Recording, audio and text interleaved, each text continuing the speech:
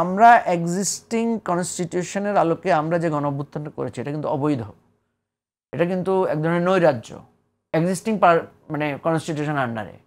তাহলে আমাকে তো আমার সনদে বলা হচ্ছে এটা নৈরাজ্য না, বিশ্বের কোনো দেশে কনস্টিটিউশন মেনে কখনো গণঅভ্যুত্থান হয় না। তাহলে বিশ্বের প্রত্যেক জায়গাতেই যখন গণঅভ্যুত্থান হয় তখন এটাকে একটা মহৎ কাজ হিসেবে দেখানো হয়, এটাকে একটা যুদ্ধ।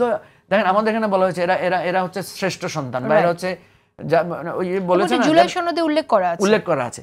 তা এটাকে তো আপনাকে ঘোষণাপত্র উল্লেখ করা আছে। এটাকে এখন পার্থক্যটা কোথায়? বিএনপি বলছে আমরা পার্লামেন্টে যাওয়ার পর এটাকে ইনক্লুড করব। পার্লামেন্টে যে আপনি যাবেন তার নিশ্চয়তা কি? আমাদের জুলাই সনদে 84টা পয়েন্ট অন্তর্ভুক্ত করা হয়েছে, তার মধ্যে 9টা বা 10টা পয়েন্টে এক ধরনের নোট অফ ডিসেন্ট আছে। এই নোট অফ ডিসেন্টগুলো বেসিক্যালি বিএনপি বেশিরভাগ দিয়েছে। যে বিষয়ে নোট অফ ডিসেন্টগুলো দেওয়া হয়েছে সেগুলো কিন্তু বেশিরভাগ হচ্ছে মৌলিক জিনিস। যেমন ধরেন প্রধানমন্ত্রীর টেনিওর কত হবে, আমরা বলেছি যেভাবেই হোক 10 বছরের বেশি না।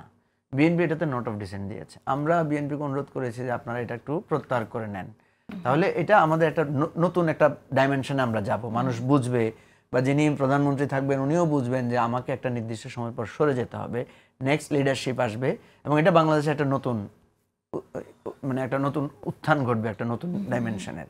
সেকেন্ড, আমরা বলেছি যে দুইটা পার্লামেন্ট, মানে যদি পার্লামেন্টের দুইটা হাউস থাকে, লোয়ার হাউসে যদি ট্রেডিশনাল আমাদের এখন যে ফার্স্ট পাস দি পোস্টের সিস্টেমে হয়, আপার হাউসে সেটা হবে পিআরএ। আদার দেন আমাদের এখানে মানে ডেমোক্রেসির এই ভারসাম্যটা থাকে না। তো এটা আমরা বেশিরভাগ লোকই একমত হয়েছি। বিএনপি, আমরা খুব আশাবাদী ছিলাম যে বিএনপি এটাতে একমত হবে, কিন্তু বিএনপি এখানেও নোট অফ ডিসেন্ট দিয়েছে। সো বেসিক্যালি আপনি দেখেন যদি আপার হাউসটা যদি পিআর না হয়, আসলে আপার হাউসটা আমাদের আর কোনো কার্যকরিতাই থাকে না, কারণ আপার হাউসটা দেখা যাবে ওইটাও এটা একটা রেপ্লিকা হয়ে যাবে একই। তাহলে আরেকটা হাউস মানে 100 লোকের পার্লামেন্টের করা তো দরকার হচ্ছে না আমাদের, এবং অনেকটা আলংকারিক হয়ে যাবে বা অলংকারিক হয়ে যাবে সেই পার্লামেন্টটা। কিন্তু আপার হাউসে তো যাদের যাবার কথা তারা তো দলীয় নেতাকর্মী না, তারা এরকম হবে একদম দল যেভাবে চিন্তা করছে তাই বলবে, সেটা কেন আমরা ভেবে এটা ভাবছি এই জন্য যে নমিনেশনটা যেহেতু আপনি একটা জিনিস ভাবেন যে লোয়ার হাউসে যারা আছে, ধরেন বিএনপি যেটাতে বলতে চাচ্ছে যে লোয়ার হাউসে যার প্রাধান্য থাকবে অ্যাকর্ডিংলি আপার হাউসেও তার প্রাধান্য থাকবে।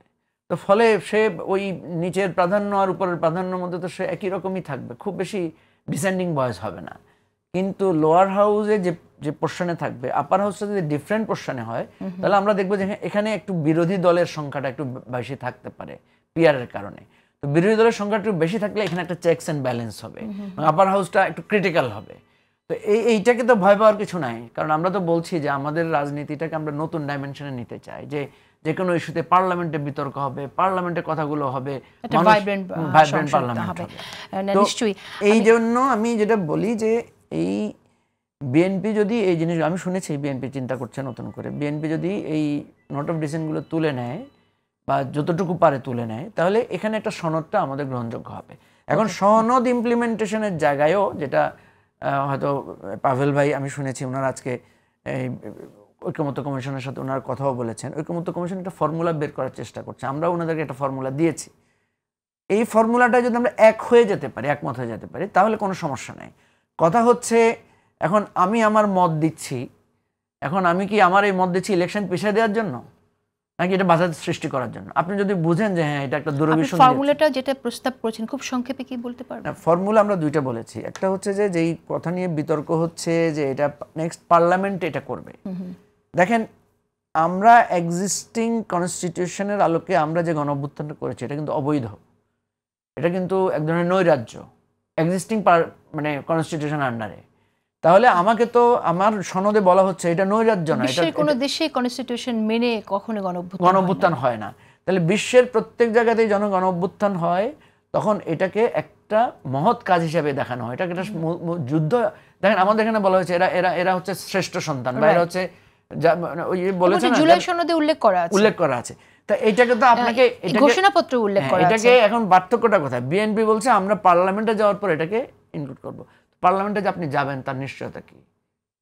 পার্লামেন্টে যে আপনার একক অবস্থান থাকবে সেটা তো আমি কিন্তু বলতে সবাই পারছি না। যদি এগ্রি করে পার্লামেন্টে যাওয়ার পর আমরা রেটিফাই করব, তাহলে পার্লামেন্টে কেউ না কেউ তো যাবে। হ্যাঁ, আচ্ছা, পার্লামেন্টে আমি যদি বলি যে আমরা তো সবাই এখনই এটাকে ইনক্লুড করতে পারি, এই এখনই ইনক্লুড করলে আর পরে যায় পার্লামেন্টে করলে তো পার্থক্য নাই। এখন করলে যেটা হবে, ডিফারেন্সটা কেন এখন করলে কি করলে সমস্যা যেটা হবে, শুনে নেই। আমরা কেউ যদি পার্লামেন্টে নাও থাকি সেটা অ্যাসিওর হচ্ছে। কথা বুঝতে পেরেছেন? এখন করার প্রসেসটা কি? এখন করার প্রসেসের দুইটা প্রসেসের কথা আমরা বলেছি। একটা হচ্ছে যেই প্রসেসে এই অন্তর্বর্তীকালীন সরকারটাকে বৈধ করা হয়েছে, 106 আমাদের আর্টিকেলে একটা ডক্ট্রিন অফ নেসেসিটির কথা বলা হয়েছে। যখন সংবিধানের মধ্যে থেকে আপনি কোনো সমাধান পাবেন না, তখন এই ডক্ট্রিন অফ নেসেসিটির আন্ডারে একটা সমাধান বের করতে হবে। এটা একটা ওয়ে, যে এটার মাধ্যমে প্রধান উপদেষ্টা একটা হুকুম আকারে বা ফরমান আকারে বা একটা অধ্যাদেশ আকারে জারি করবেন যে এইটাই আমার এখন থাকবে। আদার দেন আপনাকে একটা গণভোটে যেতে হবে। গণভোট নিয়ে অনেকের একটা কোশ্চেন আছে যে গণভোট বৈধ কিনা, গণভোটে কি চাই। গণভোটে আপনি বেশি কিছু চাইবেন না, গণভোটে চাইবেন এই যে আমি সনদটা তৈরি করেছি, এটা কনস্টিটিউশনের পার্ট এখন থেকে হবে না হবে না। আমি পিআরের এখানে কোনো স্বতন্ত্র সদস্যের জন্য বা ইন্ডিভিজুয়াল কোনো ইন্ডিভিজুয়াল সিস্টেমও এখানে আছে। আপনি যদি ধরেন আমরা 3 জন এক আসনে ইলেকশন করলাম, দল যদি বলে যে এই আসনে যদি বেশি ভোট আমাদের দল পায়, ধানের শীষ পায় বা অমুক মার্কা পায়, তাহলে মওদুদ হোসেন আলমগীর এখানে আপনাকে বানানো হবে, আপনার দল, তাহলে উনি তো ওয়ার্ক করবে ওনার ওখানে, এবং লোকেরা ওনাকে দেখেই ভোট দেবে। এগুলো সলভ করার সুযোগ আছে, এগুলো নানা ধরনের প্রবলেম যেমন আছে সলভ করার সুযোগ আছে। অসুবিধাটা হচ্ছে পিআরের একটাই থ্রেট, সেটা হচ্ছে আমাদের দেশের জন্য, যে কারণে আমরা মেনে নিয়েছি। আমরা কিন্তু পিআরের পক্ষে ছিলাম লোয়ার হাউসে, একটা কারণে আমরা পিআরকে কোয়ালিশন ছাড়া সরকারই হবে না, কোয়ালিশন ছাড়া সরকার হবে না এই সিচুয়েশনে। এটা আমাদের জন্য খুবই মারাত্মক এবং পরিস্থিতি। পিআর পদ্ধতির কারণে বহু দেশে এরকম হয়েছে যে গভর্নমেন্ট সরকার বারবার ভেঙে গেছে, সেটা সমর্থন উইথড্র করার জন্য এটা হয়েছে। হ্যাঁ, এটা যেহেতু আছে প্রবলেম, আবার আপনি দেখেন ফার্স্ট পাস দি পোস্টের কারণে কি হচ্ছে, আপনি কেন্দ্র দখল করেই তো জিতে যাচ্ছেন।